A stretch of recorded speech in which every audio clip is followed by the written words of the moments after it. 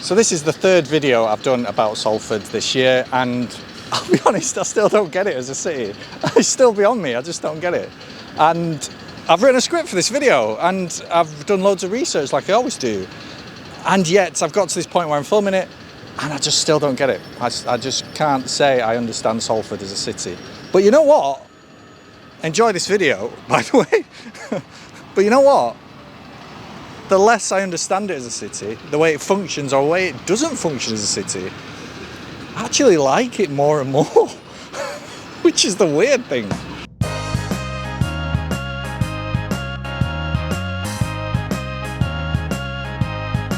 Ah, Salford, surely the strangest city in all of Britain, overlooked by academics, scholars, urbanist fanboys, and even, yes, content-desperate YouTubers. It doesn't behave like a city in its own right. Instead, it behaves like a suburb of the much larger, much wider, much well-known Manchester, which just happens to be over there behind the camera.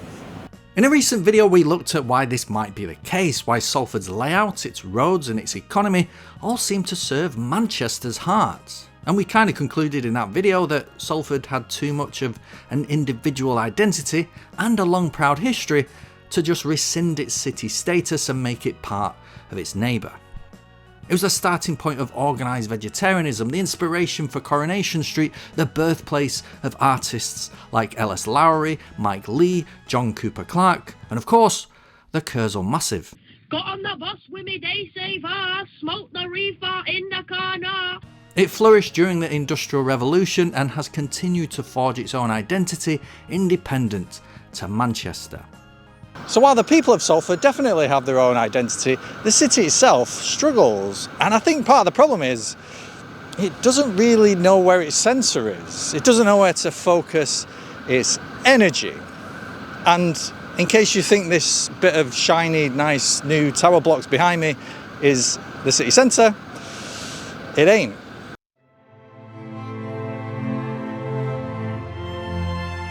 It's hard to really define what a city centre is exactly. Most cities naturally started around a marketplace, a medina or a bazaar or some sort of square. In and around these were also usually where the first religious buildings were put, and then things like town halls. In many cities around the world then, the traditional city centre is where you'll find the commercial, administrative and religious focal points. But that's not always strictly true. Many cities throughout the world have separate administrative and religious centres, and multiple squares, marketplaces and commercial hotspots. But in most cases, the term city centre refers to a generic area encompassing all of them, a ring of importance. But Salford's, well, everything seems so unusually far apart that you just can't really do that.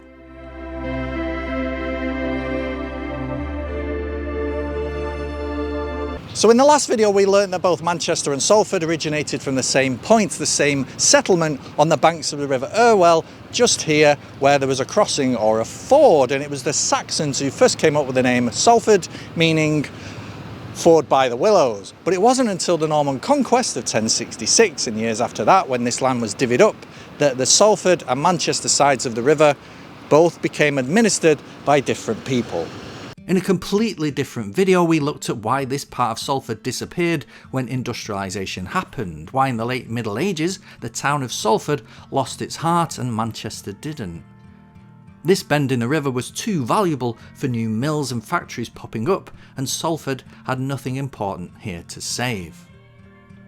There were plenty of manor houses in Salford, over 30 in fact, within a 5-mile radius of Ordsall Hall, the oldest parts of which date back to the 1200s. There was also a prominent hall at Broughton. Would either of these places have made a better focal point for a town centre? Well, not really. Manor houses owned by the elites just didn't have the ingredients for a town to form around them. They were usually surrounded by a private estate of forests and fields, just for one. Second, they were very rarely built in places with great access to markets, quays or workshops. The elites were more than happy to reap the rewards of owning land and taking rents, all the while keeping ordinary people at arm's length. But after industrialisation, with Salford's traditional core now lost to a sea of mills and slum neighbourhoods, Salford's new heart was moved over here to Chapel Street. In 1827, the old town hall here at Bexley Square was opened 3 years after St Philip's Chapel further along Chapel Street.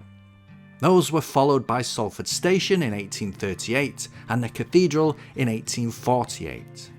Altogether, this slowly made a new administrative centre in this zone, shifting focus away from Manchester.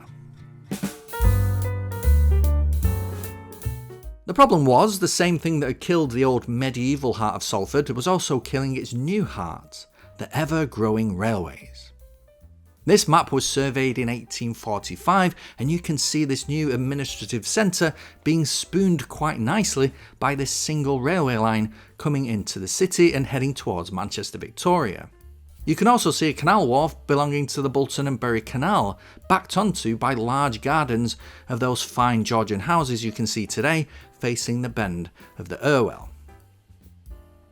Jump forward to 1909 and those railway lines have multiplied massively, feeding goods yards, a sawmill and a gasworks, as well as the expanded canal wharf. All of this was a big industrial block, and it was crushing any hope of this part of the city becoming more commercial and more retail. But if we go back to the 1845 map, you can see that after Chapel Street became the Crescent, it then became Windsor Bridge, New Richmond, and finally Broad Street. This is all one road, by the way.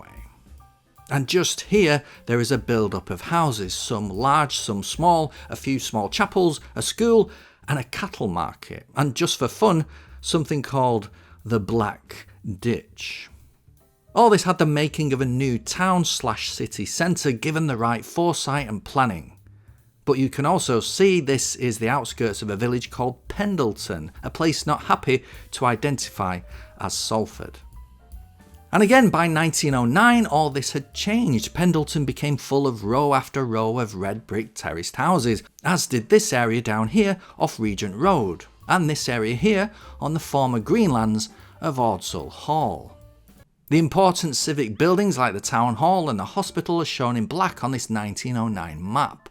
Unlike Manchester, they're close together, but they don't really marry very well. They're separated by office buildings, disjointed, and all face out onto Chapel Street, which is a major through road. All this was just not done very well enough.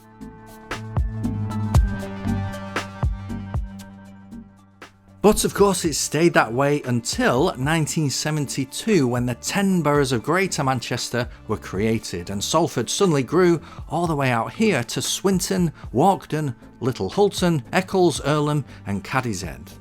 Areas so far removed from the old city centre that their identities were nowhere near Salfordian and probably never will be. Owing to the age of the old town hall on Chapel Street, the new Salford City Council moved over to the Swinton and Pendlebury Town Hall, which was much nicer. Opened in 1938, it had a 38-metre clock tower and its architect won an award for it. Moving into here was the obvious thing to do. But it did mean that the old Salford, the busy part of Salford, was no longer where the council was based. I mean, we're most definitely not in Salford now. We're somewhere called Swinton, which is in the borough of Salford, but we're miles and miles and miles now from the cathedral, from the two busiest railway stations in the city, and most importantly, from that spot on the River Irwell where Salford was born. So where does that leave the city centre?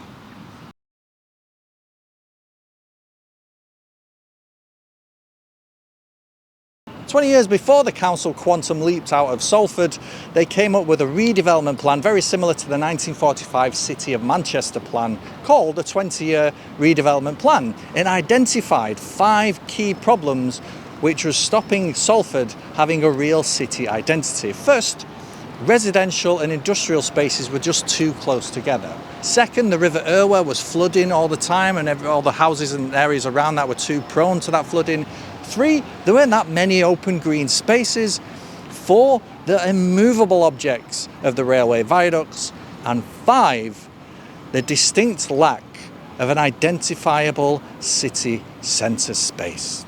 Therefore, the report says, the city suffers a psychological as well as a physical deficiency. Now, the main focus of the plan was the post-World War II slum clearances seen up and down the country, an effort to replace poor housing stock with more modern developments. More than half of Salford's 52,000 houses were built before 1890, some at a density of 40 per acre. 12,355 of these were to be cleared in the next 20 years. The area here was where most of the clearances were to take place, and planners decided that this was a great opportunity to create a new city centre, including a town hall and community facilities. Initially, the plans for the shopping centre in the 1950s hoped to offer 260 potential shops, along with a hotel and 2,000 parking spaces. But due to planning chairman Albert Jones serving jail time for corruption, the Precinct never got the hotel and drastically cut down its units to just 96 shops. It still opened in 1972, but in the end the hotel and the multi-storey car park were never built at the shopping centre, and only 95 units. In 1991 it had a £4 million refurbishment, with large parts of the centre going undercover. And I know how this might look to outsiders. It's just another mid-20th century shopping complex full of modernist concrete nightmare and futuristic hope. And yeah, a lot of the tiny, small retailers are struggling, and the only things left are the big supermarkets. There's a car park, there's a bus station, and there's a distinct lack of that very old community feel. This is a very, very long way from that old school market square, which used to be at the heart of England. Pendleton was one of them urban areas that was neglected badly in the late 20th century and became notorious for high crime and poverty. Clearances over the years have left large grassy areas of nothing, ghostly remains of estates where real people once lived. The Precinct was also targeted in the summer riots of 2011 that swept the country with widespread looting and arson. And despite falling crime rates, brand new regeneration quickly taking place here, and some effort to raise the standard of living for all, Pendleton still suffers from the same hard reputation. But as the shopping core of Salford, this is undoubtedly the modern day heart of the city. It's where local people have been coming for decades, generations even. It's over 50 years old now, and it's still here. It may not be what we'd like to think of as a city centre, but it acts that way. And for a city as weird as Salford, it's fulfilling the functions the people need it to. It's where you come to get your hair done, your nails polished, your Christmas jumpers, and your charity shop treasures. There's a subway leading to a subway. There's market-style stalls on the inside, and in the small area outside there's a police station, a post office, a few supermarkets, and tower blocks full of people. It might not look like it, but Pendleton's Salford Precinct is the only bit of Salford still acting like a town square. Unlike over here by the shiny apartment blocks, this is where authentic Salford is. It's alright, yeah, it is looking a little bit shit, especially in the rain, I'll grant you that. But it's getting on with it, and it's getting on with it without all the money and attention that people over here get lavished on them. Now, it's undergone several renovations over the years, but it's struggled recently with stiff competition from other redevelopment projects like the Trafford Centre and neighbouring Salford Quays. In all honesty, this might not survive how we shop today, how we go further to get the things we need, how localised communities are being fragmented by late-stage capitalism and the owners of land and property. It wouldn't surprise me at all if this got knocked down in the next 20 years. And on the other hand, in 20 years' time, this could all be something else, a more city beautiful centre, a green walkable space connecting education, entertainment, and maybe even a new town hall. I don't know, maybe. And possibly even a new site, a new world famous site to draw in some tourists. But for now, Salford Precinct is the best this crazy city has to offer. And you know what? It's different, it's unique. It's a bit silly, and you know what? It's pretty bloody good. So in 3 videos this year we've looked at Salford, and in each one I've kind of come to the conclusion that it's undoubtedly Britain's weirdest city. It's weird because it was formed across the river from its neighbour. It's weird because that ancient centre has been enveloped by that neighbour. It's weird because it got so carried away with developing its industrial might during the 19th century that it forgot to build itself a downtown. It's weird because the council is based out in the suburbs. It's weird because it once had a massive dockland despite being more than 30 miles inland. And it's weird that that dockland is now one of the most trendiest parts of the country to live in. It's weird because it underwent extensive and quite rapid neighbourhood clearances in the 60s, 70s and 80s. And it's weird because its major shopping venue is still this towering modernist dream, which is today, believe it or not, quite a rare thing to see. Now, one phrase associated with neighbouring Manchester and often used and overused by journalists and marketing gurus is from Tony Wilson. We do things differently here. Well, Salford does things so differently that it doesn't even do being a city like anywhere else. It is a weird place, but weird isn't bad. I personally like weird. Weird is wonderful. So think what you like about all of this, carry what prejudice you have against it. But I've come to the conclusion that, by definition, Salford is wonderful. Peace.